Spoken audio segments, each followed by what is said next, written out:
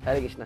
आप लोगों ने बहुत सारी वीडियोस देखी होंगी कि गुरु कौन है, गुरु की क्वालिफिकेशंस क्या हैं। लेकिन आप देखते हैं कि ये कॉलेज है, उसके अंदर कुछ टीचर्स हैं, सेम टीचर सेम कॉलेज, लेकिन स्टूडेंट्स एक टॉप करता है, एक फेल हो जाता है। इसका मतलब जितना इंपॉर्टेंट ये जानना है कि गुरु कौन, उतना ही इंपॉर्टेंट ये जानना है कि शिष्य कौन। तो शिष्य के बारे में समझें तो सबसे पहले हमें ये समझना पड़ेगा कि शिष्य शब्द आया कहाँ से।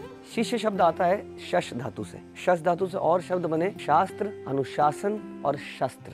तो आइए इन तीनों शब्दों को समझते हैं। एक शिष्य को अनुशासन में रहना होता है, शास्त्र की बताई गई विधियों के अनुसार। यदि शिष्य अनुशासन में नहीं रहता है तो उसके लिए शस्त्र है। बट यहाँ शस्त्र का मतलब समझना पड़ेगा। शस्त्र का मतलब है कि उसको दंडित किया जाना चाहिए। तो आइए इसको समझते हैं एक कुम्हार के एग्जाम्पल से। जैसे एक कुम्हार अलग अलग बर्तनों को शेप देने के लिए उनको प्रेम से सहलाता है और अंदर से हल्का हल्का सा ठोकता भी है, इसी तरीके से एक गुरु अपने शिष्य के जीवन को संवारने के लिए उसको प्रेम से सहलाता भी है, समझाता भी है और हल्का हल्का दंडित भी करता है ताकि उनका जीवन शेप ले सके। परंतु यहाँ बात आती है श्रद्धा और विश्वास की। शिष्य को अपने गुरु पर श्रद्धा रखते हुए उसको ये अलाउ करना चाहिए कि वो उसको कभी कभी दंडित भी करे। और यही है शिष्य की सबसे बड़ी क्वालिफिकेशन कि वो गुरु को ये अधिकार दे कि उसके जीवन में हस्तक्षेप करें, सही गलत का निर्णय करें और उसके लिए उसका कभी कभी सख्ती से भी पेश आए। गुरु के निर्णयों का कभी मूल्यांकन नहीं किया जाता। मूल्यांकन किया जाता है गुरु धारण करने से पहले।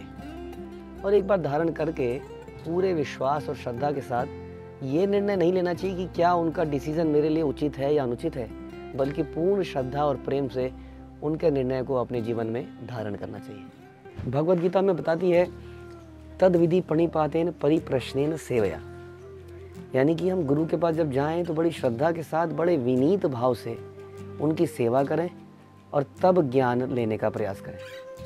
और वास्तव में यदि हम गुरु को प्रसन्न कर लेते हैं और गुरु पर श्रद्धा रखते हैं तो सारा वैदिक ज्ञान हमारे हृदय में स्वतः प्रकाशित हो जाता है। यदि गुरु के आदेशों का पालन हम अपना जीवन बना लेते हैं तो असंभव कार्य भी संभव होने लगते हैं, चमत्कार होने लगते हैं। और ऐसा ही एक चमत्कार किया श्रील प्रभुपाद ने। श्रील प्रभुपाद ने अपना पूरा जीवन गुरु के आदेशों के पालन के लिए लगा दिया और उसका रिजल्ट हम देख सकते हैं कि पूरे संसार में उन्होंने सनातन धर्म का प्रचार कर डाला।